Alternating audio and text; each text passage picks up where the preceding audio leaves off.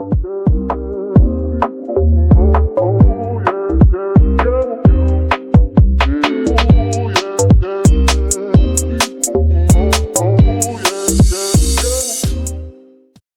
everywhere. Booty, booty, booty, booty, rocking everywhere. Rocking everywhere. I found you, Miss New Booty. Hey, welcome to F1 F Off. I'm one half of your host, Idris. And I'm the other half. I'm the other booty half. Yeah. And I'm rocking everywhere. That's right. Booty, booty, booty, booty, rocking everywhere. We were talking about dance club music right before this. I think Gabe, you just played a show last night, right? You wanna tell the fam what's up? Yeah. So I have a group of a couple of very, very, very good friends of mine who have a band called Goose ! Parentheses, don't be frightened. And yeah, and they put out a record called What Now, and it's actually getting printed on vinyl, which I'm really excited for because I designed the inner sleeves and like all the other stuff. So that's really fun. And I'm not featured on the album because I didn't actually record anything for it, but I have been sort of like part of the group occasionally when they will play shows. I played bass, but this show they asked me to play guitar. And we had like, true Black and Broke style when you and I were in that band. We had like 4 days to get ready. And so like just last minute practice sessions, we had a backing track because it was just three of us, piano, flute, and guitar, and another, guitar just kind of switching around. So I just like ran the set with the backing track like 6 times the night before, and I was just like, okay, here we go. But no, it was fun. Good. And there was a DJ who was kind of playing in between sets. They also had a really fun MC, which was always good in the show. Like, they were the DJ was like, I was getting they had bratwurst outside, and I hear what was it? I forget what MJ tune it was, but it was You said it was from Off the Wall, right? Even if it's a title track, that's a good one. Yeah, I mean, I think he started with a little what was it? Wanna Be Starting Something. Ooh, and then yes. Then it was another one of his like underground hits. I like kind of a low key one, but still really hot. I was like, oh yeah. And then he hit me with the Luther Vandross, and I'm like, oh yes, like getting into it. And then there was like some disco hits in there, like oof. Like I was like, this is a fun, but yeah, like nobody was out there dancing except for the MC. He was out there just grooving by himself. So yeah. But yeah, no, it was a fun show. That's dope. And, that's what's up, man. It makes me think though, just while we're on this subject, just to kind of button that up. I was told by people, and I didn't really think about this, and I don't know if I agree. But because you are also one of my musical cohorts. I thought you were gonna say muse, of which I was gonna be very flattered. I mean, yeah, like you are one of my muse. I mean, look at me. Yeah. So you're sort of when somebody tells you Euro trash, like as far as music goes, like what conjures to mind? Like what do you think of when you hear Euro trash music?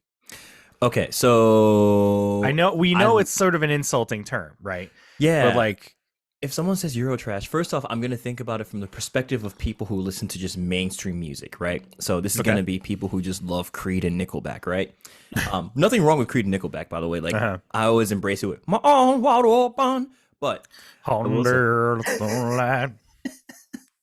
but from that perspective, I think people who say Euro trash, what they mean is like late 90s to early 2000s Euro techno music. And I'm thinking of people, I would think of bands like Aqua would be like a good, like Barbie Girl, right? It's kind of that vein. Sandstorm Darude, right? By the way, both songs, I love those songs. I love that genre of music. Like DDR was like my childhood and my upbringing. Oh yeah. So that's that genre of music. I would even say like like music that you hear like in Initial D, like running in the 90s, like Mm-hmm. that is all part of that like genre, that like Yeah. vibe. Yeah, is Right. am I right on the money there? Well, that's what I think. But somebody was saying that the Spice Girls were considered to be in that same genre. What? No, Yeah. I no. don't know if I agree. Because I What? feel like, yeah, I mean, I feel like the Spice Girls have, even though like yes it like even though like their producer, the guy who like formed the group for them, is basically just like a smarmy, like I'm gonna make a bunch of money for Sure. me pop thing. That's like S Club is a reference to like S Club, his yeah. name Hmm. and club, and then just like seven were like however 7 many members. people Yeah, there yeah. were. Yeah, well, Great TV um show and band.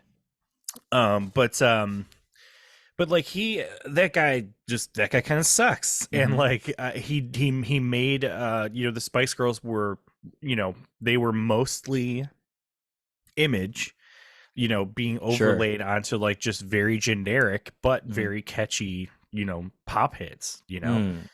and oh, hi Maisie. Yes. Go on Maisie. She's very talkative. Yeah. But yeah, I feel like I don't know. Like I feel like the Spice Girls have, I don't know, they have more spice to them that makes it, It's in the name. like when I think of that genre, I think of something that's just really like, it's just boots and cats beat, Yeah. and then just like a really catchy but annoying, like, like beep, boop, beep, beep, boop, Yeah. beep, boop, beep, Yeah. like some like repetitive thing, like, very few key changes. It just Yeah. doesn't happen. Lyrics are always like, I'll give you my heart, and then you took it in your hands. So, And also, you have like a hold my rap. heart with your hands. Make sure you clean them first. Yeah. It's just really like they're nothing, like nonsense lyrics. And you have like a DJ who raps occasionally. He's like, "Yo, about world peace, we have to work together. Yeah, let's make a move. Yeah, like that kind of thing, right? Open your heart, girl. Yeah. Show it to your friends. We fight.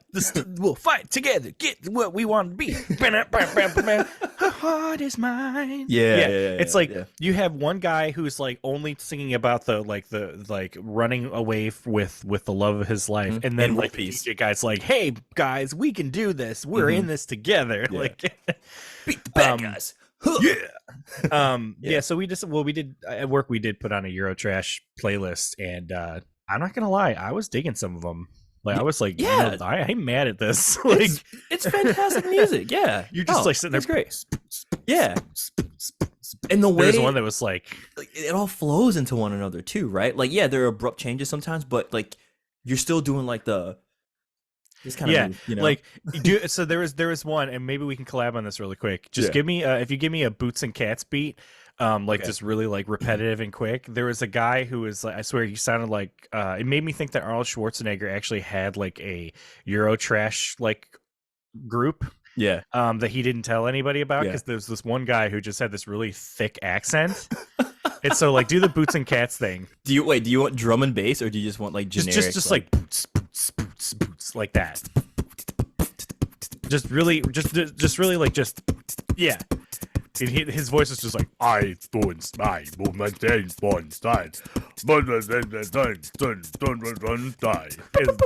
he might as well just been like, get to the chopper now, yeah. And I was like, this is crazy. What am I listening to? Yeah. I mean, I don't speak German, but that was like my best like German, sort of whatever. Austrian. Yeah, like, Yeah. but he was just like, eins, boots, eins, boots. And I'm like, oh my God, this is intense. Yeah. Well, honestly, since we were talking about Spice Girls, I think someone who could give us some really good insight into all this would be our man, Christian Smarmy Horner. Since he's married to Smarmy Horner. since he's married to Ginger Spice, right? Do you Jerry think that Halliwell, she has a real name. Yes, she's a person. It's true. Do you think that she do you think that he likes to talk to her about her career, or do you think like Christian's the kind of person who just only really wants to talk about his F1 career, and she's just like, yeah, so I'm going on tour. He's like, okay, that's fine. I got testing. Like, you know what I mean? Like, I don't know. It just feels like, so.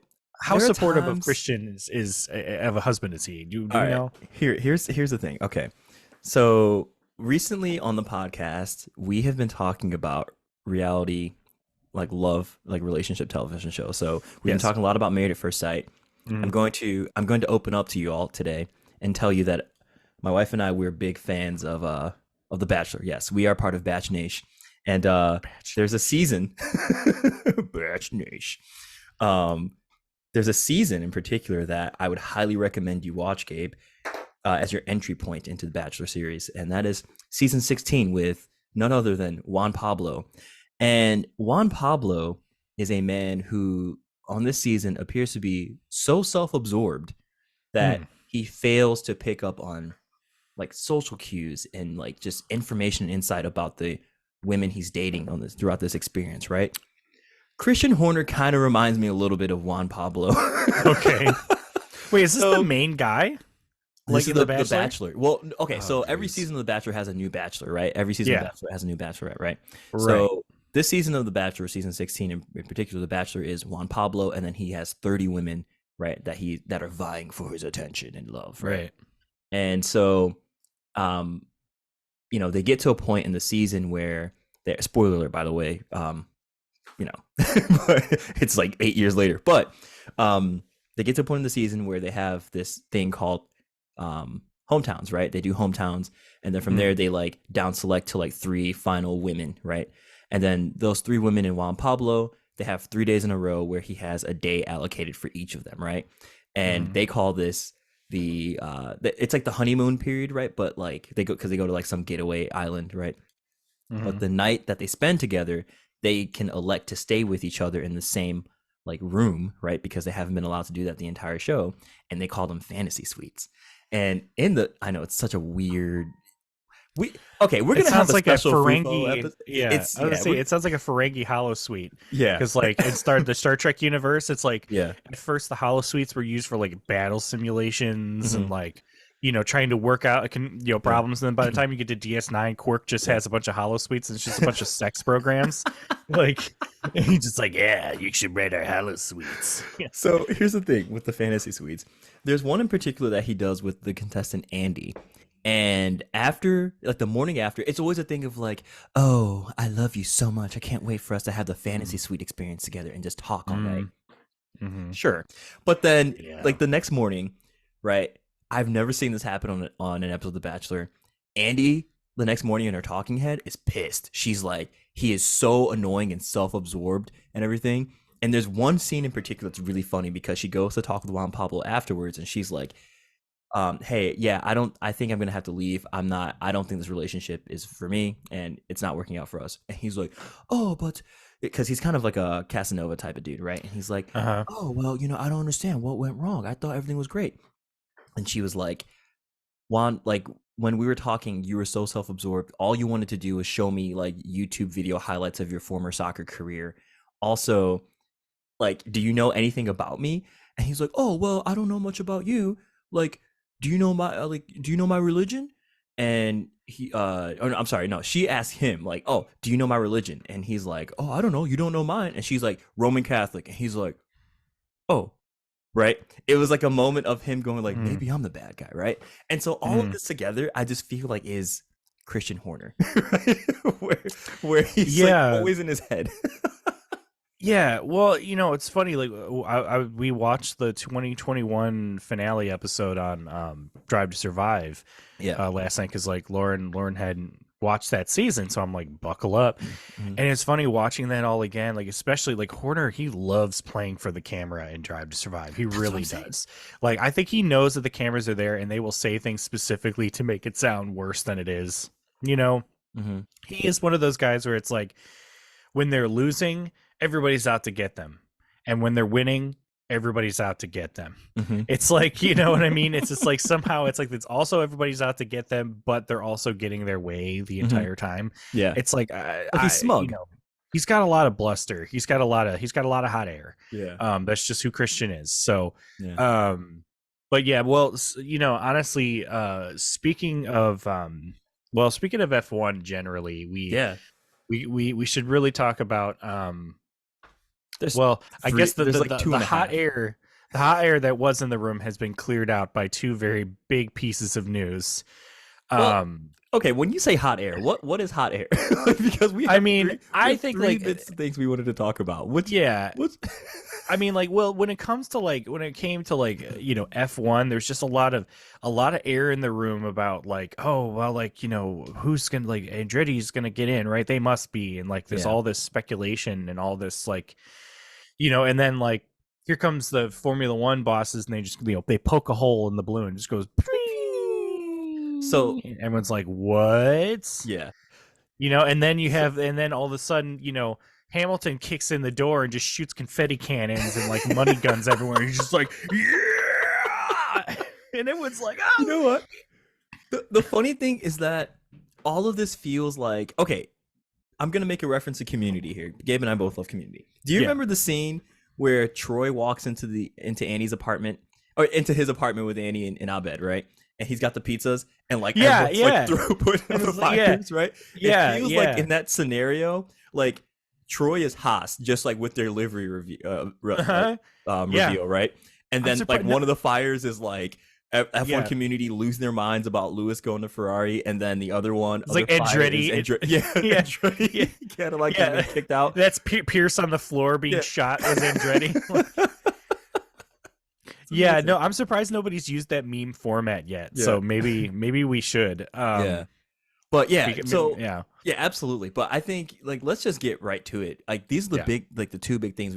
Oh, three if you're counting Haas. The two big things that we want to talk about because this has been, I think, one of the most like groundbreaking weeks in F1 news in a long time. I think yeah, the only time, like, I think what rivals this might be the week of when the 2021 championship was decided in Abu Dhabi, or maybe when Nico just surprise retired from Mercedes. At least in like or recent yeah, or like Vettel surprise retirement, that and too, then that like too. Alonso's quick shift. Yeah, Yeah, no, for sure. this is yeah, yeah. Go ahead, go ahead. Yeah, it's a lot of it's pretty big in the news Yeah, world. I mean, like it's weird. Like it felt like so well.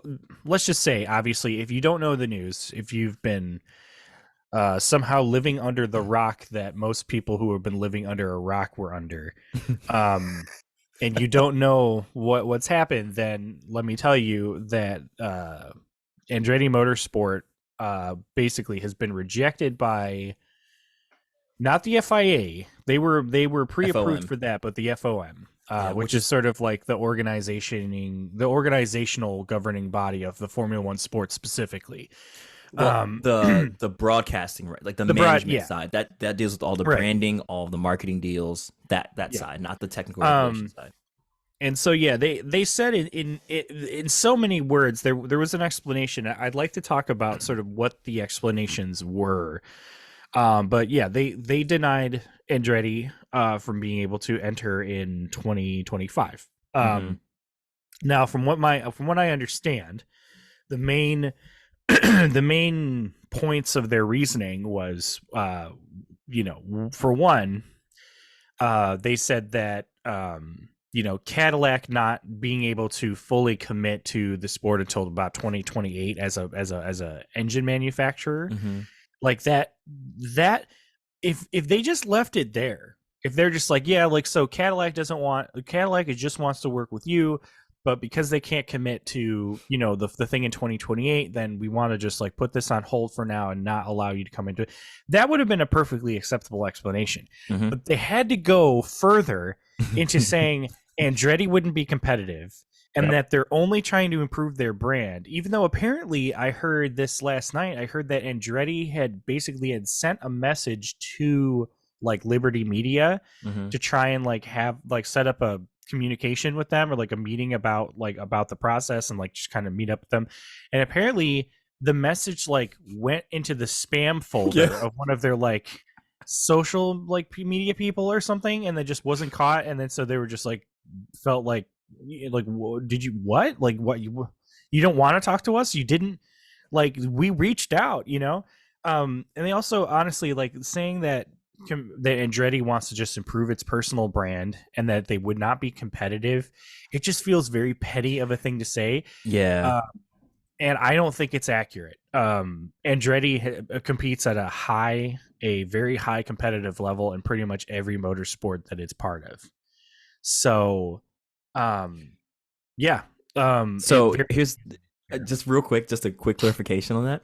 So the funny thing about the email is that it was actually an invitation from F1 to Andretti, but it didn't come from anyone official, like anyone up Oh, top in F1, like the oh, Formula yeah, One management okay, group. It came from a hmm staff member, just like a regular like, old guy. So imagine it's just like Gabe dot last name at yeah, at Formula1.com. Like yeah, you might be like, Dino Nuggets three yeah, hundred. Or Angie's number one. yeah, Like, yeah, a personal email account, yeah, small forward. Yeah, yeah. yeah. So Yeah, that's ridiculous, funny. ridiculous. Like the That is word, really ridiculous. Like, yeah. it just shows they didn't care. Really, they really didn't bother. They didn't really make an effort in that sense. So and there's a lot that needs to be highlighted here before we really dig into this and talk about like our personal thoughts and feelings on this, because I know Gabe and I, we have been saving. So just to let you all know, the Andretti news dropped at the beginning of last week, and then the Lewis news came at the end of this week. So Mm-hmm. Gabe and I, we had like a full, like we had some shells loaded ready to go about Mm-hmm. the Andretti stuff, and we're like, oh, we're not even gonna talk about F1. Like, don't even text me, bro. Like, don't even look Yeah, at me, because we're not gonna yeah, talk. I don't want anything to slip. right. And okay, so this is wild. Yeah. So let me give you all some background on the Andretti-Cadillac scenario, because this is something that's been kind of years in the making. And this is going to be really interesting to see where it goes. So Gabe kind of touched on this previously. There's two bodies that we need to talk about when we say F1. What you're talking about, well, it's three bodies really. You have the F1 teams, you have Formula One management. Formula One management, they take care of the broadcasting, media rights, that kind of thing, and they are currently owned by Liberty Media, right? And the boss of Formula One management group is Stefano Domenicali. He used to work for Ferrari at a time, a while back. Then the FIA is the Fédération Internationale de l'Automobile, right? Hopefully my Mm-hmm. French pronunciation is okay there. There you go. And that is the technical regulation side. So those are like the stewards, all that kind of stuff, right? That comes from that side, the actual how you actually run the sport with the Yeah. rules, right? And that's headed up by MBS, or Mohammed Ben Sulayem, right? Now, FIA, they gave the thumbs up for Andretti-Cadillac to come in, right? It was FOM that all this drama has occurred with, right? And they have the final say.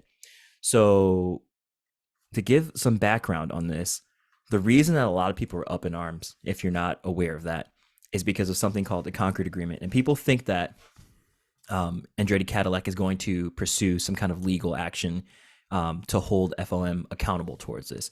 And it's because of the Concord Agreement. And what the Concord Agreement, in short, provides is the set of rules that allows the teams to join, right?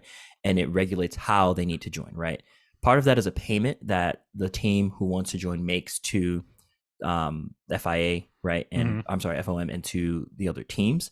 And it's kind of like an equitable adjustment kind of thing, where effectively the teams who have already put in a lot of work and energy into developing the sport and getting it to a point where it's so popular, right, effectively get some piece of the pie to say like, okay, yeah, you paid us a little bit. It's effectively bribe money. That's what it kind of feels like to me. Mm-hmm. But that's what it is, right? Now, with the Concord Agreement, the funny thing is that right now the current agreement runs through 2025. And Formula One management said that they would reconsider a Cadillac bid entry in 2028, right? The year that they specified in their rebuttal to the Mm-hmm. Andretti-Cadillac bid, saying that that would be the year that they could perform, right? Because they'd actually be Right. able to have their own engine, because until that point, they would actually have to be a customer team buying a Renault engine, right? Like Right. all this has been known for a while, right? Mm-hmm. So on top of that, what's really weird about all this too is that FOM asked Cadillac specifically, "Hey, would you guys mind partnering with someone else, not Andretti?" And Cadillac was like, "Nope, it's going to be Andretti and us. Like Yeah. that's what it is. That's who we want to enter into the sport with, right?" Right. Um, and you can see like that's why a lot of people feel like this is really petty, like that there is something or someone that does not like Andretti for some reason, Mm-hmm. um, because they keep coming back and asking weird questions like, "Oh, would you partner with someone else?" Like because they seem Right. to be fine with Cadillac coming to the sport, but not Andretti. And Yeah. I don't know, it's confusing to me because Andretti seems to be like a known quantity within the motorsports racing world, right? They Mm-hmm. have a Formula E team. They're Yep. involved in IndyCar, right? They're WEC. successful in all their entries, right? And then Cadillac Mm-hmm. on top of that is really successful in their own right, right? Because they've been Mm-hmm. producing some race-winning cars with their power units across different racing series. So, it's kind of like a win-win. Like Right. it seems like a win-win, especially for the amount, like the popularity spike that F1 has had in the US, right? Not just in the US, but like Mm-hmm. globally, right? Yeah. So it would make sense to allow this team to come in, right? Sure, maybe you up the bribe amount for the equitable adjustment part in the Concord Agreement, I guess, Mm-hmm. whatever. But it just seems like particularly petty. And I It don't is. Yeah. know, it seems kind of elitist, right? Mm-hmm. To say like we're Yeah. not gonna let you guys in, right? And I think there are a couple other things that pop up too in my mind that make this a little like especially frustrating. Like, does Formula One not think that their product is as good as other racing series, right? Mm-hmm. Like, Right. is there a fear of letting in an outside like juggernaut into the sport because you think that's going to detract from the traditional like European stables that exist? Right. What is the fear of letting Yeah. these guys in? Yeah, it is weird. It does feel very petty. Lauren is a IndyCar girl, which I've said a few times. It was like her thing growing up, and particularly because like her dad, like her parents, were very much into it, and they were very much Andretti fans. They were always their favorite kind of growing up. That was their team. And apparently, this is not like the first time that Andretti as an organization has had um sort of weird comings and goings or spats Mm-hmm. with Formula One as an entity. Um, they've tried before to buy a F1 team basically in order to compete, and they were rejected. Mario Andretti has had some choice words about Formula One, which I genuinely don't think are I don't think they're false. I don't think they're like, unfair. It's like, yeah, like it's about money. Like, yeah, Yeah. this is a sport that seemingly is governed by bodies that are more specifically care about the branding and the money than they do about the nature of the competition, which is what's unfortunate. Mm-hmm. But also, if Formula One wants to, if they're trying to attract like brands that they perceive as being kind of sexier, Mm-hmm. it's been suggested like, oh, they want to get like Porsche involved because like Porsche is really sexy sounding, like that's like a that sounds like an organization that they want to have part of it because it would like bring more popularity from who, what, Porsche enthusiasts. Like they're not Mm-hmm. going to care either way. Like they're focusing on like the sport. They want to see a 911. If a 911 is not on the track Mm-hmm. and they just says they're not going to care. um and the thing is, they put this in a way that makes it sound like, oh well, like we want more manufacturers for our brand, for our sport. That's what we want. It's just like, do you guys not understand that this sport was built on the backs of just like people, like enthusiasts that wanted Mm-hmm. to start a team? Yeah. Like Colin Chapman, I mean, if he didn't call his cars Lotus, it would have been Chapman F1. Ferrari was a guy that like raced and then decided to build cars on the side. Mm-hmm. um you have like a Williams. Frank Williams was just a dude who just like, all right, well, I'm gonna like work out of a phone box and like get an F1 team together, right? Mm-hmm. Tyrrell, like Ken Tyrrell, like same thing, just a Dietrich guy. Mateschitz. Yeah, like these are individuals that started teams. It wasn't like, oh, like here's a manufacturer that comes in and just destroys everybody. Like Ford never had like a real official F1 team per se. Like it was Mm-hmm. sort of just tied, like Jackie Stewart tried it, tried to make a racing organization. It didn't completely work. So like it's not unprecedented. And so like the idea that like, oh, you just want to do this for your own personal brand, it's like, are you kidding me? It's just like, dude, they're in FE, they're in WEC, they're in Mm-hmm. Extreme E, they're in IndyCar. Like they're Mm-hmm. all over the place. Mm-hmm. Their brand is really strong. Yeah. And I think that's where I think this is really flipped, because what the FOM is not understanding. It's like they want to expand on their American market. Like Yeah. they want to improve their American brand, because like Drive to Survive only went so far. You know what I mean? Mm-hmm. And clearly nobody really cares about Haas. So Oh like my god. what, like what are we gonna Oof. do? Like we like Andretti is probably the most, if not the most successful and more recognizable motorsport brands in the United States as far as being a organization.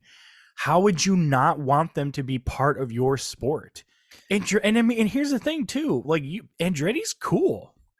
Like they've got cool drivers. They do good content. Mm-hmm. Like especially on social media, they're a huge good presence to have. Yeah. They're not Penske. They're not trying to cheat everybody all the time. I'm sorry, Reagan. She's probably gonna be mad about that. But you know what I mean. But like Andretti, like it just makes sense to me. I mean, they did this rebrand of their logo, which was perfect on their part. Like that's exactly what you do. Mm-hmm. They're bringing GM into the sport, General Motors, like not just Cadillac. Cadillac is under General Motors. Mm-hmm. That is a huge entity to be involved in your sport. Yeah. And you're just going to be like, and that's what I think what happened is, like, I think they saw that like Andretti was a small fit, like a small, well, they looked at Andretti as the smaller fish on top of the bigger fish, and they were just trying to lure the bigger fish away from the smaller fish, when they didn't realize that the small fish is a freaking piranha. You know what I mean? It's like Andretti is not really to be trifled with. Like they're a team, they're an organization to be taken seriously, and I'm really surprised by this. And like, a good thing. I'm glad you brought up the thing about the legal action, because I know that's what a lot of people were saying. But like, how or why would they pursue legal action? And yeah, this agreement is exactly the vehicle for that. Yeah. I mean, they invested all this money. Yeah. And all these promises were made, and then all of a sudden they're just like, oh well, no, you're not. You're just trying to improve your brand. You wouldn't be competitive. Yeah. Like, how did they even know that? Yeah. Look at Braun GP. You know what I mean? Perfect example. Like, yeah. There's a couple things that you said there that I want to add to. Number one, it's funny that you said Piranha, because F1 is known as the Piranha Club, like specifically the team principals, right? And I feel Andretti as a Piranha would fit right into that. I think they could figure it out, right? Number two, I wanted to talk about, you mentioned like expanding in the American market. If we really want to expand in the American market, there's a couple other things that need to be taken care of too, right? Like, if we're talking about the Vegas GP, right? Which honestly, like in retrospect, it actually was not a bad race. Like I thought that was actually one of the better races last year. I think what was all the drama and nonsense around it, like how it was organized, all that kind of stuff, that's what was really detracting. But like, don't have a race start time at 10 p.m. Eastern, right? Most of the American population lives on the Eastern Seaboard, right? Eastern time zone. Why are you starting the race at 10 p.m.? Like, who is? Do you not understand? Like, it is clearly geared towards like it. I don't know who's watching it live at that point. Right? Unless you're West Coast, right? It's I don't know. They're not really using their heads there for that. And the last thing I wanted to say too is that if we're talking about like, oh, we have teams, like we don't want a team to join and they're not competitive. Are you kidding me? Look at Haas, right? Like Haas joined, and like I think they didn't do. I forget where they ended up in their debut season in 2016. It was, but I looked it up recently. Was it like eighth or something? Eighth, yeah. I think it was eighth. Then, I think the next 2 seasons. It was like fifth. I think it was like fifth and sixth. Yeah, fifth and sixth. Sorry. So like they were That was a solid midfield entry, right? But then it just hasn't been there. Hasn't been that way for a while. Yeah. And what I wanted to say about that is that I think what's really messy about this is that if you're going to start throwing around this accusation of like non-competitive teams, take a good hard look in the mirror then, right? Because if that's the case, just nix like positions forward down. Sorry, Alpine, get out of there. You guys are kind of a joke, honestly. Right? If you're working, get out of here, right? You're kind of damaging the brand, right? And then on top, like, and then the other thing about this is what's really annoying to me is that apparently Andretti has tried to buy Haas, right? Just like you were saying, and that's gone nowhere, right? And what it feels like is about to happen is that Gene Haas is, and this is a take I read online somewhere, and I've been thinking about it a little bit more, and I'm like, you know what, I actually kind of agree with this, but whoever said this, and if you hear this, I credit you fully. I just don't, like, it's a good thought, but what people are thinking might happen is that Gene Haas is just holding out with the team until the new Concord agreement, right? Wait for the brand of the team like to raise in value, right? Sell the team and punch out, right? So if that's the case, right? And that's why he's not selling to Andretti right now, because he knows he can make another $500 million in another couple of years, right? If that's the case, isn't that the problem right there? Right. That you have people coming in who are just looking at this simply as a money making opportunity. Yeah. Like I hate how it feels like these guys are being all super like high and mighty and on their ivory tower, kind of like, just like, oh, casting stones at the people below. When you have Williams, who was sold to a venture capital company, right? When you have like, you guys let Force India in, right? With VJ, right? With whatever his financial background is, right? You let Richard Story come in, right? Yeah. Or Will Story come in with Haas, right? Buy a multi-million-dollar major sponsorship deal for a team that he didn't have any money to back up. Yeah. You let How do you not investigate that? Right. You have these ridiculous sponsors come into the sport all the time, right? Like Moneytron, right? Yeah. You have all these other like scammy like cryptocurrency companies that come in. You have FTX who comes in, right? And we're not gonna like, you know, cast some shade towards those guys and have a long investigatory deep dive into what's going on there. Right. But we can't let a team come in. It's so frustrating. It is frustrating. It's clearly they don't want to cut the cake any smaller slices. Yeah, it's money. And it's clear money. And it's ridiculous. And you know what's funny about this too? We have memories of goldfishes collectively. Well, also there's probably a lot of people that were not into F1 at this time, so they don't remember. But like in the 2010 era of F1, like the 2010, 2011, like right where I jumped in, they were trying to get up to about 13 teams on the grid. Like, they were trying to expand. And here's the thing. That's the argument I was like, well, they don't have enough room for Andretti. I'm like, that's nonsense. That's not true. It is not true. The FIA would not approve them to be able to be allowed to be let in if it was going to proceed that way, if that was the case. If in 2010 they were able to field 12 to 13 teams or trying to get 12 to 13 teams, I mean, we're not racing on like vastly different circuits. You know what I mean? Like they're like most of the circuits that they raced in 2010 are also there. Like Monza stayed the same, Silverstone's the same. Yep. Like their facilities are there. They have the room. They just don't. They're trying to make this seem like it's an excuse, and it's really a false excuse. It's not. It doesn't make any sense. Yeah. It's a non-reason. It's a non-answer. Yeah.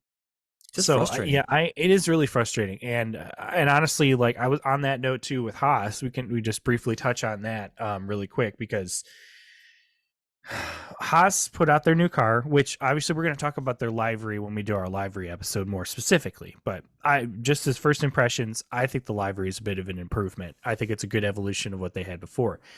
But the amazing thing is the new team boss, Komatsu.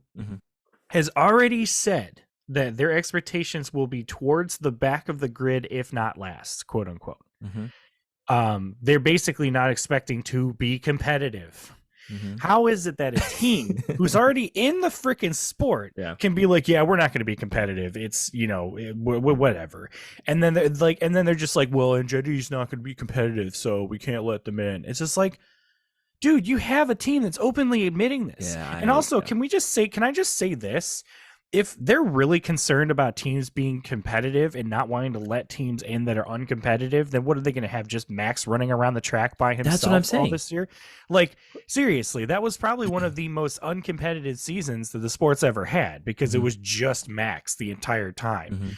Like, what about the Mercedes era? Same thing. Like, they were obviously the most competitive team. Nobody could touch them. Yeah. What are you going to just going to dump the rest of the other teams? Like, I genuinely feel, and this is me, I could be completely wrong about this, but I could genuinely feel that Andretti would be a team that would be able to pop right in and consistently be in that midfield. I agree. They know what they're doing. They have the organization.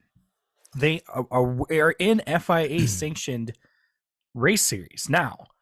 So like, it's just the weird thing where it's just like, to me, it feels like a no brainer, but it's like the reason why it's rejected is just because of stupid, greedy reasons. And I think the sport took a hit on its reputation from all of this. Right. Oh, for sure. And this is why I think Andretti-Cadillac should just release merch and sell it. I think it would be hilarious to see the number of people who would buy Andretti-Cadillac merch and show up to races and be like, yeah, like where's Andretti-Cadillac, right? Yeah. Because also right now it sounds like there's nothing preventing them from fielding their car and just racing at the track before, racing at the track the same weekend. Well, and that's what they're planning on doing. It's just a rights distribution issue, right? Yeah. Well, I think they're planning on they're still planning on developing the car, which I think is the right move. I think you just keep putting money into it. You just keep developing it and putting it together. It's like, hey, yeah, you take it to Silverstone, you run, and it's like, hey, check our lap times. Yeah. You still want to call us uncompetitive? Yeah. Also, have you seen what they've been saying at the end of all of their correspondence? By the way, there's a little tagline they put at the end of everything. It says, "Our work will continue at pace." Like, our work continues at pace. They're not messing around. They're really not messing around. Because and the reason and why are they still working? Because that means that they like strongly feel that they have a case here, and that if they were to push legally, that they would still get in, right? Yeah. So I don't think this is over. I think this is literally just the beginning of this all, and more to come on that. They've got fan support and they've got the FIA support. So I don't see the reason why not. I was also going to say, Lauren brought up a point too. She said, she had been planning and anticipating, like figuring out the money that she needed to save up to put together to get to the USA GP in 25 to watch Andretti on track, because she's that big of an Andretti fan. She's just like, okay, like I need to get merch. I need to get tickets. Like I'm ready to go. Like, when is this? And now she's not inclined to go, because she's just like, well, the whole reason why I wanted to go is because I wanted to see Andretti and their first race, be there, if their first USA race, get their merch and everything. And now, FIA is losing. They're losing money. I mean, that to me, it's just like, it's just a ball. It's just a home run, and they just fucking they swung over the T-ball. Like that's what they did, Well, or actually no, they didn't swing over the T-ball. They threw the bat down and said, no, the ball's not fast enough. It's not, that's what happened. Yeah. Well, speaking of a swing and a miss, I thought that would be a good transition to just this news with Lewis going to Ferrari, because someone dropped the freaking bag at Mercedes. Oh my God. Like, it's just being our resident Lewis stan. Okay, like just walk me through the moment by moment realization after when you heard this news. Like, what was the emotions? What did you do? Like, what happened here? Well, so it was like, I think the night before everything was confirmed, it was like 2 days of just like tweets, kind of rumor tweets, kind of like mulling about and everything. Oh, okay. Yeah. Yeah. And then, because this always happens with Lewis, right? Yeah. But then what happened was that there were some reputable like Ferrari fan sites and forums saying like, yo, like, yeah, no, from our sources, it looks like this is about to happen. And then that's when I started just going like, Nani? And so I started thinking like, okay, why would he go? Why would he move? All this kind of stuff. And then it seemed pretty official. And then you read the tweets about Mercedes having like an all hand company meeting and everything. And they're just like, oh, it's coming through. And then boom, the official announcement, right? Wow. It was definitely a roller coaster of emotions. The first thought I had was, well, I've always liked Ferrari. Yeah, I've always... I mean, for me personally, it's just a thing of like, I'm a big Lewis fan. So it was a thing of no matter where he goes, I actually always thought that he would go back to McLaren versus Ferrari. Because I think he would look sick in that orange and blue, right? But I get it though, right? Like, I think initially it was just kind of like shock, but then you think about it, you're like, it makes sense, because this guy, like, he has seen,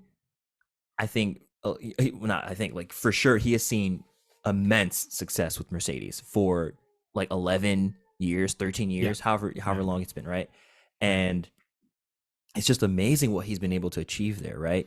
And I think in life, for everyone, you get to a point where you've done something for so long and you've been so good at it that you just want a different challenge, right? And so to get a call from like the team that is kind of honestly is synonymous with Formula One, Ferrari, right? As much as people, even if you don't like Ferrari, like it's true. You know what I mean? Right. Like Ferrari is Formula One. That's why they get the legacy payment. It's a win-win. But like if you get a call from Ferrari and they're like, look, we want to bring you on board because you are like statistically the most successful driver of all time. We are the most successful team of all time. Let's do something together.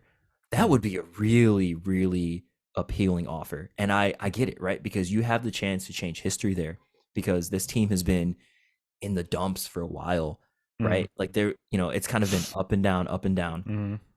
And to be the one to do it, to be the most statistically successful driver of all time with the most statistically successful team, combine powers, right? And make this megazord of a team combination, right? Dude, I think there's something really enticing about it. But yeah, it was definitely shock, and then just like thinking, oh, this could be cool. This will be fun, right? Because Mercedes is, like, we've been talking about this. Mercedes has been dropping the bag a lot, dropping the ball, fumbling the bag, whatever you want to call it, a lot over the last couple seasons, especially since the reg changes. Like awful pit stops, awful strategy calls. Seems like just complete like bungling of the new regs, right? And then they bungled it, and then they didn't even pivot quickly enough to rectify the changes, right? Ignoring their drivers apparently, right? Because both Lewis and George were like, hey, you should make the car do this. This is how it feels, right? Completely ignoring them, and then their technical director finally coming out and saying, okay, we're going to listen to them now. Are you kidding me? Like that feels like, that would feel like a slap in the face, right? If you're Lewis, or if you're George too, right? That, yeah, like my opinion means nothing here. Right. Okay, cool. How about you? There's a lot. I have a lot of thoughts. There's been a lot of things going through my head, so I'll try and see if I can remember to say, like, because I really want to get your reaction with a lot of this stuff. So this is my impression. Okay. Well, for the one thing I was going to say, I think the simultaneously awkward and funny thing about this is that everybody is just photoshopping over Carlos Sainz's head. I know. In all of these photos because they are so desperate to like see what he would look like in that. His race suit might not even look like that. They're just like, they keep photoshopping him next to Charles, and like the lighting is not right, and like it looks weird. Like, just hold your horses, okay? Give the guy a second. My other thought I had is, I was thinking, okay, I have two kind of conflicting things in my head. Okay, so on the one hand, it is absolutely perfect. On the other hand, it is absolutely imperfect. Now, the perfect side is that it's perfect in this way, and that is that it is a perfect. It is might be the last, but ultimately the most perfect case for Ferrari to prove why they have that legacy payment.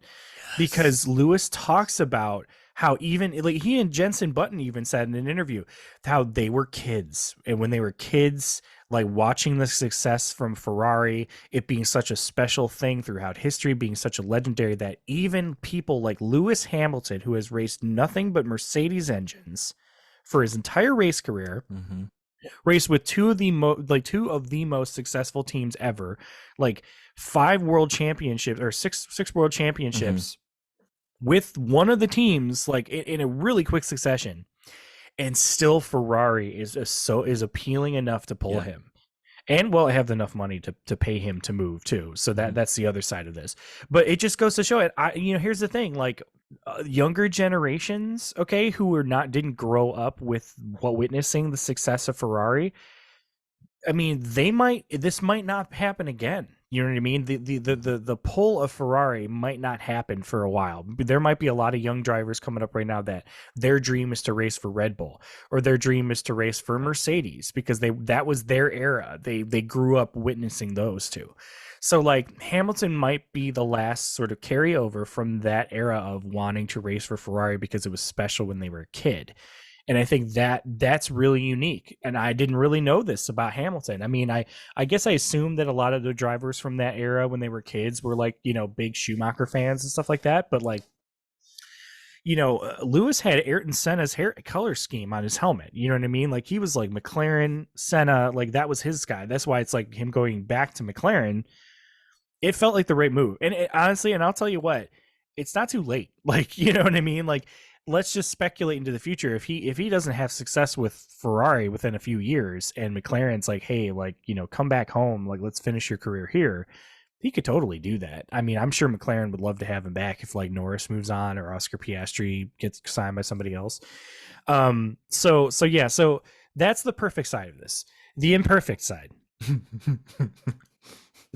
Mamma Mia freaking Scuderia over here. Okay, I don't know if I want to subject my boy to the emotional pain that Ferrari can inflict. However, I will say, because it's Lewis Hamilton, I'm pretty like, Lewis Hamilton is cool as a cucumber. He's also not a freaking pushover. So like, if Ferrari is like, oh, like, you need to do we are, it's just like, hey, let me remind you how much money you had to pay me to convince me to race for you. So maybe you should listen to what I have to say. I also, and I'm just going to say this could change in the future, and I will 100% eat some crow if this happens, but I do not think necessarily Lewis looks great in red right now. It just doesn't seem to fit him. Maybe it's just because it's weird not seeing him in like black and white, or like, like white with the red, black, and a little bit of red. It just feels strange to not see him in those colors. Like, because we just associated with him with those for so long. But my other thought about this as well is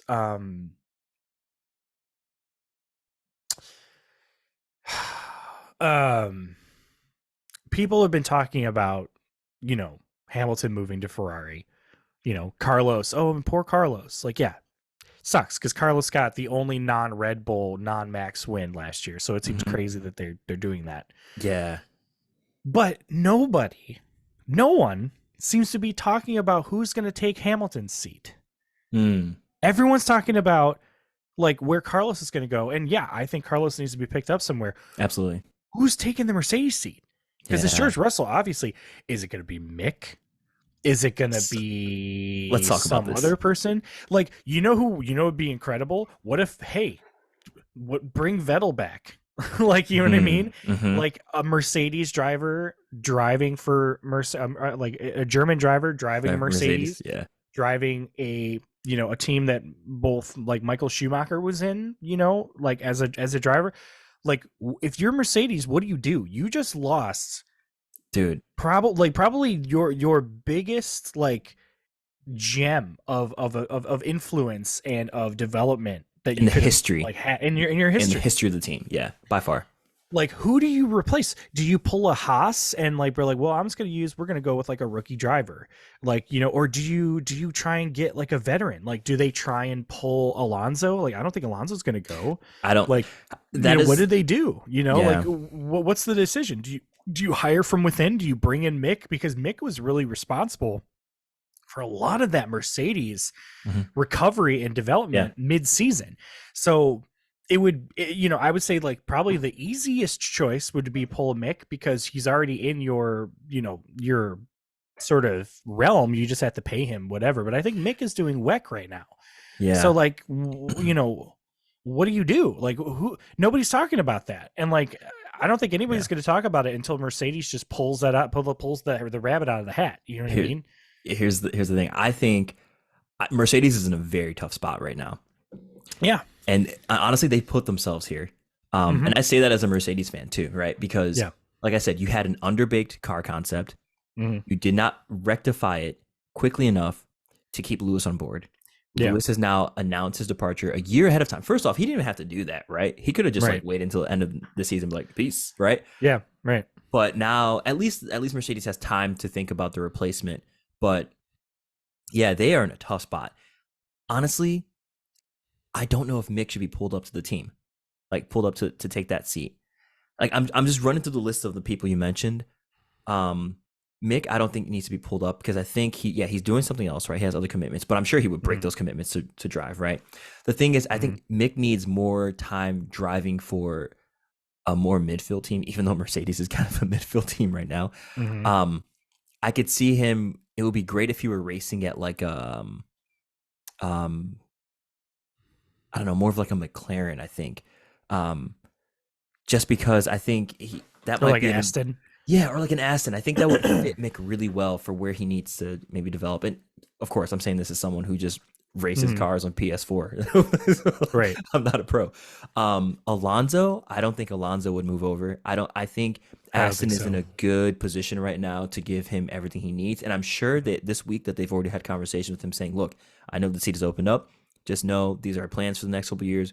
We really want you. We really want you, champ, and like pat on the back, let him know, hey, you Yeah. are number one here, I think he right? had, yeah, I think he had good success with Aston that I don't think he's gonna, Yes, I don't I think he's don't. gonna leave. I There's think no he's just reason gonna, for him. yeah, There's no reason for him to leave right now.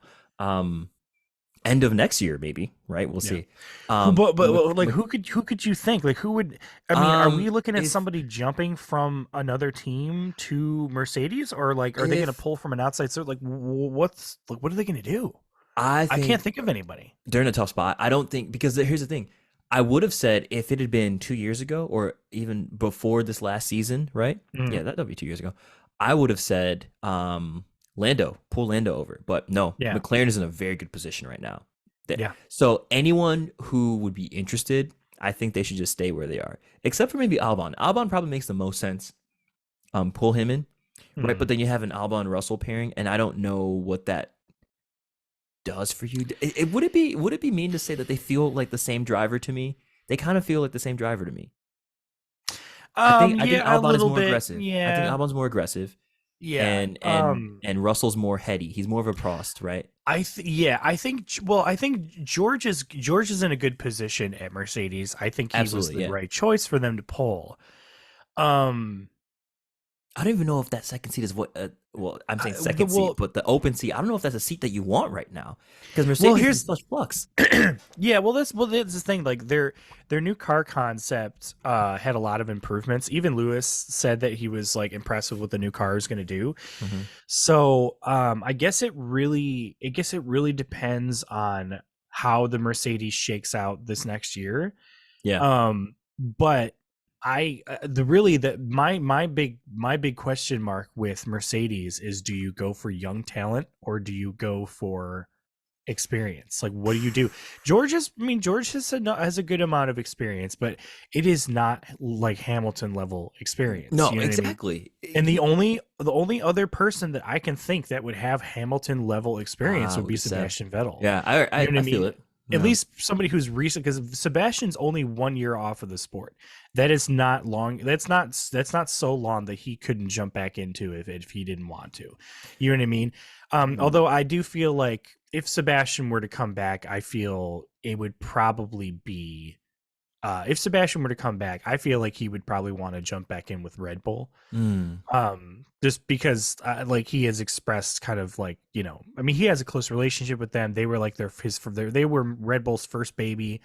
You know what I mean? Like, but then also like here's the other thing though too, like, what if they Mm. pull another outside car? What if this is the move that Perez has been looking for? Dude, I was just gonna And say it's this is gonna like be yes. Perez, I was Russell, just gonna and say then that. they bring Danny up Danny to Rick Red goes Bull up to again, exactly. and then Yep. they pull somebody else for the Cash App Visa F1. But poor Yuki at that point, Mm. like, yeah, this is it's a weird thing to think about. But we also have to think of Carlos too. I mean, Carlos, I don't know if Dude, yeah. Carlos could fit that seat, although I do think Carlos should come back with Audi in 26 because like his dad ran Audi at Dakar, right? Yeah, So there's a yeah. close relationship there. Um, but who knows? Maybe Carlos will want to do endurance racing. Maybe he tries to run the Indy 500. It's I mean, just who knows? Like but here's the thing though. I'm frustrated because Carlos is a really good driver. He is he the is, only he is. he got the Ferrari win last year. He got the Yeah, only non-Max win, right? I know. And then Ferrari's giving him the boot. And I Hmm. get it because between Charles and Carlos, right? This Hmm. is what's wild. Like Carlos to me feels like the blue collar driver. He's the blue collar worker employee of Ferrari, right? Who's the guy Hmm. who like works hard and like shows results and everything. But Charles is like he's the daddy's son, right? So he gets the seat and he's very good at what he's good too, right? But he Yeah, doesn't have to show the performance and progress and results and improvements that the blue collar guy does, right? Like It feels like Carlos to me always has to work twice as hard in order for people to give him the same respect as Charles, right? And like I feel bad for the guy. I don't know where he goes, and it sucks because he should stay in Formula One, right? I can think of people who should leave Formula One, who should give up their seat for Carlos, but everyone's got their contracts and everything all in place. So he's in a So, tough spot too. so what you're saying, what you're saying is that you're saying that Carlos is the Lightning McQueen, and Charles is the Francesco From Cars. from Cars 2. He's the Italian open wheel racer that's his competitor, Francesco. That's basically what you're saying. Effectively. Yeah, And so that's no hit to Charles. I think they're both No. very talented, but like I think the point still stands that Carlos always, it seems he has to show, he has to. It's like he's had to work much harder in Formula One than others. It just feels like. yeah, it's like he is in some ways he is the Perez of that matchup, where it's Yes. like Perez is another one of those drivers which like puts so much work in. Like it's like, you can have all that natural talent, but if talent doesn't work hard, then it's not doing much. You know what I mean? Mhm. So it's like, yeah, Carlos works for everything that he's got. He's a very hardworking person. He's very passionate. And Charles is also kind of passionate, but Charles is more of that sort of like wonderkind, like sort of like destined to be here sort of thing, especially with Jules and everything with Jules.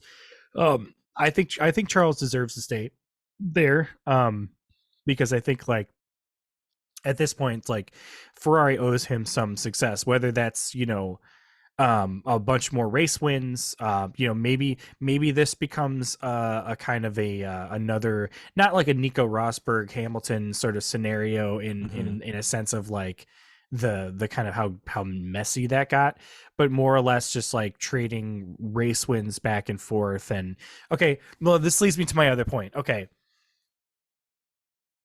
Hamilton drives for Ferrari and gives him a world constructors championship and another drivers championship. He gets his 8th, right? Let's just think about what that means for a second, right? So that means that not only is he inspiring young drivers of like all different diverse backgrounds, right? But he's doing it in a Ferrari. Which is then now giving Ferrari back their reputation and their success that they have earned their legacy payment with, right? He would also become only the second driver in Formula One history to, oh my god, what all these things happen when I do different, like, look, there's thumbs up, there's confetti. I love it. The audio audience is not noticing this, but like you can summon confetti on Zoom by putting up peace signs. If we do one peace sign, then it's balloons, I think. Yeah, I think you turned it on. This is like a secret. It's like a secret menu. We should leave this in. This is hilarious. Just read them. Oh yeah. We'll put. It doesn't work for me because I have that option turned off in my settings. But okay. Well, anyway, so important information. Hamilton will be only the second driver in history to have won a world championship with more than 2 manufacturers, because the only other person that's done it was Juan Fangio. Fangio won with Alfa Romeo, Maserati, Ferrari, and Mercedes. So he won 4 of his 5 with different manufacturers. Alan Prost came close. He almost won it with Renault, which I think was snatched away by KK Rosberg. He won 2 with McLaren, and then he almost won with Ferrari, but there's that famous Senna taking him out at Suzuka, so that didn't happen. Also, the Ferrari was a truck, so right. It's funny, he never actually like said that. He only suggested that the power steering was stiffer, like a truck.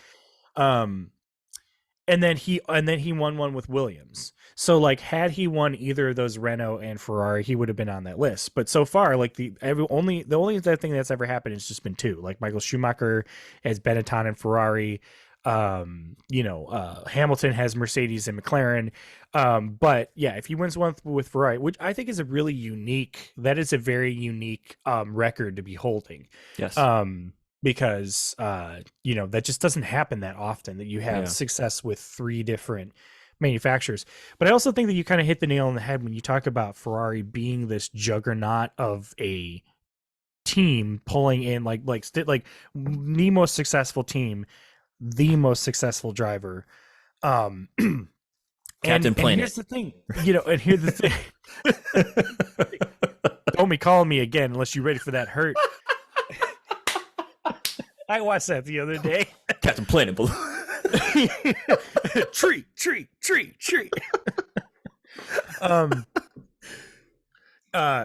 If you're curious what we're talking about, just look up Don Cheadle, Captain Planet. Don Cheadle, Captain Planet. That was Funny or Die, right? Yes. But so the thing is that we have to remember, like, yes, like Ferrari got that 1 win over Red Bull last year.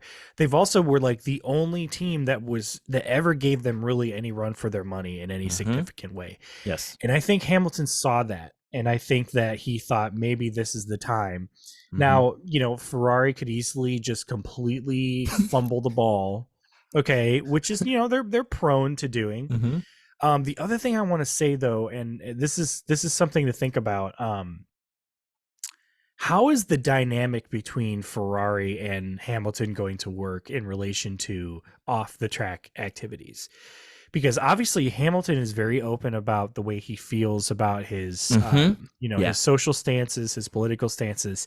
He has the rainbow flag on his helmet for a reason. He has, things that, things on his racing outfits and his cars to say, end racism and Black Lives Matter and stuff like that. How is Ferrari going to, how is that going to be managed? You know what I mean? How is that? Because I feel like he should be able to express himself in that way, even if it has to be as subtle as possible. And I worry that Ferrari as an organization is going to be not as open to that as Mercedes has been, because like he tried all of this. He did everything that he could to try and diversify the culture of Mercedes.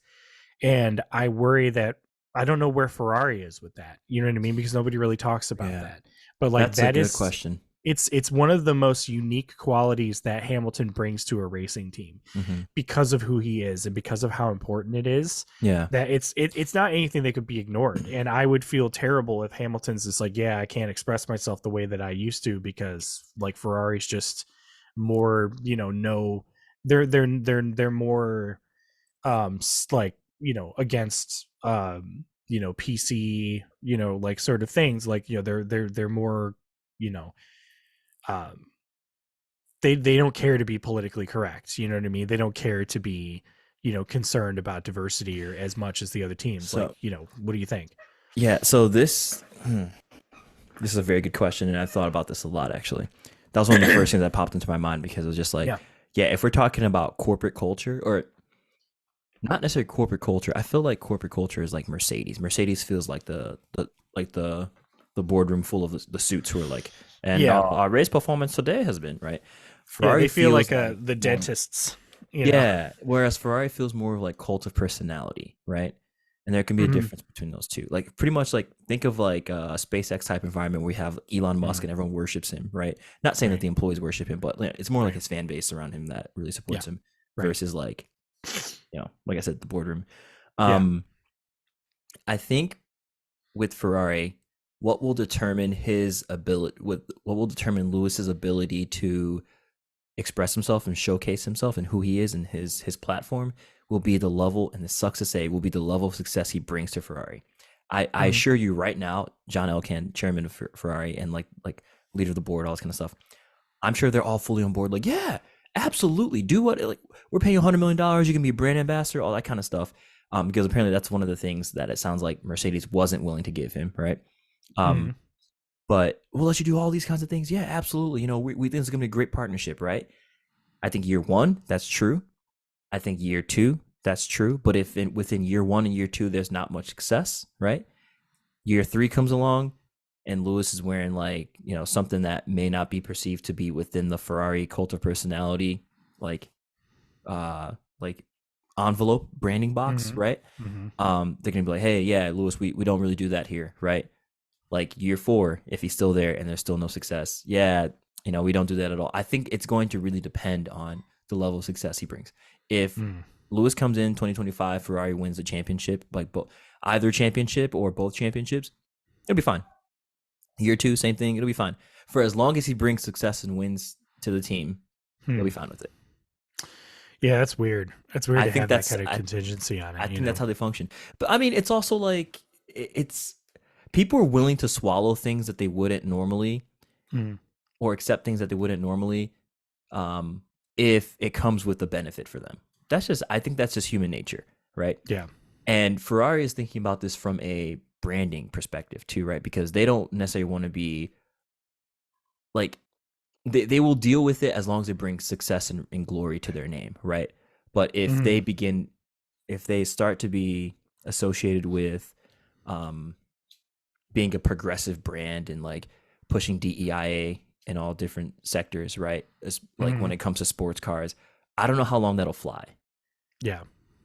If there's no glory added to their reputation. I think that's what it is. I mean, they're a company, right? Dude, it's right. Well, I don't expect them to be the beacon of progress, Well, Ferrari needs to understand, like, they are buying. Not only are they buying exactly talent and reputation, and like one of the if not the biggest star in Formula One in the past 2 decades, but they're also buying somebody who is incredibly fashionable and like a style icon. And so you want to improve your absolutely. like just like I think Hamilton will look very good rolling up to the races, stepping out of a Ferrari. I think that's going to be fucking cool as hell. But yeah, I'm also, I mean, there's like those little things too, like if this is the Hamilton era of Ferrari, which means like, the sports cars that they develop, during that time will partially be developed with Lewis Hamilton and Charles. It's just like a thing that people don't think about, but like their sports cars is like the AMG Mercedes that came out, that hypercar that came out, that was like, developed by Bottas and Hamilton. Same with like Vettel and Mick Schumacher, like they did that at Ferrari. It's an interesting thing, like I'm kind of looking forward to that, because I think that's kind of a cool aspect. But yeah, also like what's Hamilton's helmet? It's gonna be so weird to see Hamilton's helmet without a Mercedes logo on it. Like, what is his helmet gonna look like? These are things I didn't think that I'd be curious about, but like here we are. Like, you know what I mean?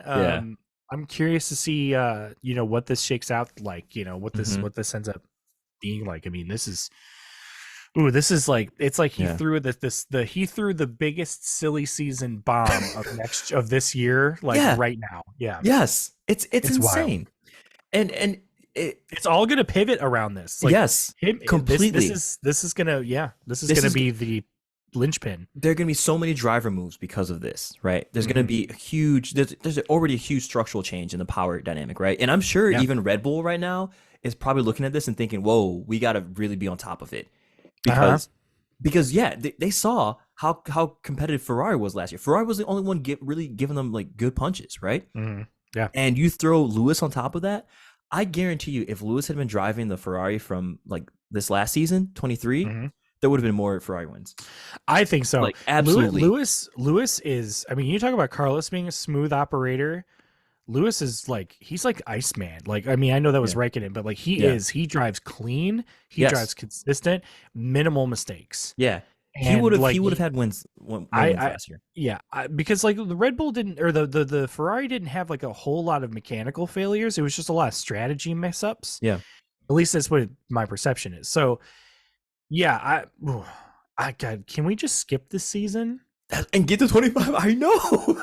I mean, really, can we just give it to Max, and then we'll just be like, okay, Max, you got 5, cool. Like, let's move on. Yeah. Because I want to get to 25. I want to get to 26 actually. 26 will be fun. Yeah, because he'll be settled in, and then we're seeing this is just a filler season. Yeah, Sauber's in. Okay, so here's one final question about Ferrari that I have for you. Yes. So we have Lewis going to Ferrari. So Mhm. 2025, Yeah. he will be partnered with Charles Leclerc. Yep. What do you think that dynamic is going to be like? And you asked something earlier that I thought we were kind of leading towards this, Mm. but what happens if Lewis does win a championship there? What do you as Charles Leclerc do at that point, right? Like, Ooh. Yeah. what is that? Because right now it's all hunky dory, right? It's all cute. Like, oh, we're both fashionable icons. You know, they both give like moody steel blue, like They puffy could lips. collaborate musically too.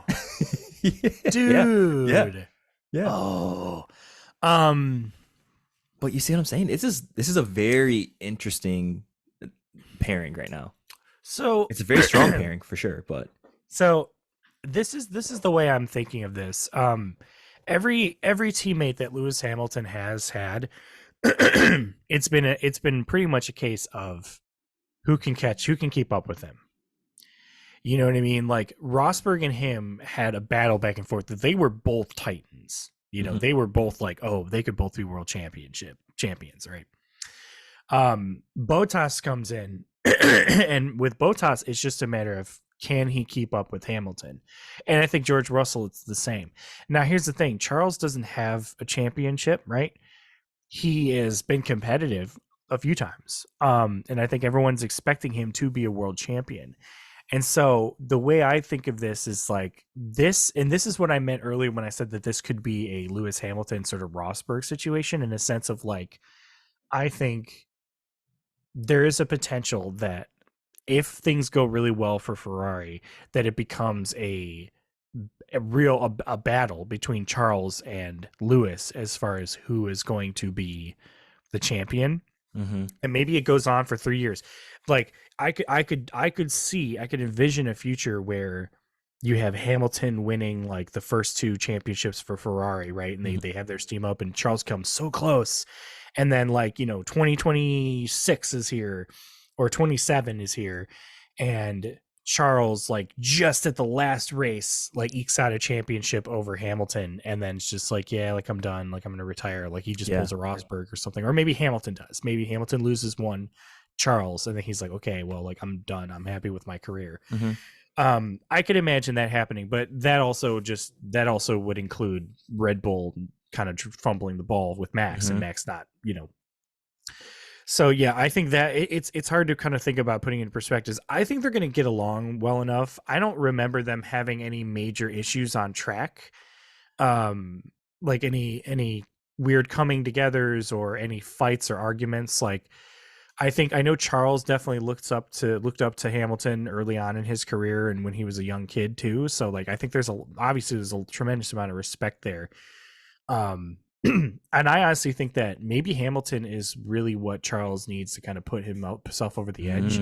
You thought that Vettel would be, because Vettel was there. But Vettel was driving with Raikkonen most of the time. So by the time Charles showed up, it didn't really have a lot of time. So maybe this is something that maybe Charles needs this, maybe Charles needs to be able to work closer with Hamilton to like be like okay like how can we extract what we need out of this car. At least if I was Charles that's what I would do. If I was any driver honestly unless Lance Stroll decided to show up and partner with me, I would take like if I was in a race team and Hamilton's like hey I'm gonna be your teammate I would be like okay cool yeah so how do we do this like you know what I mean like I would be like okay let's go like let's win a constructors championship. Yeah.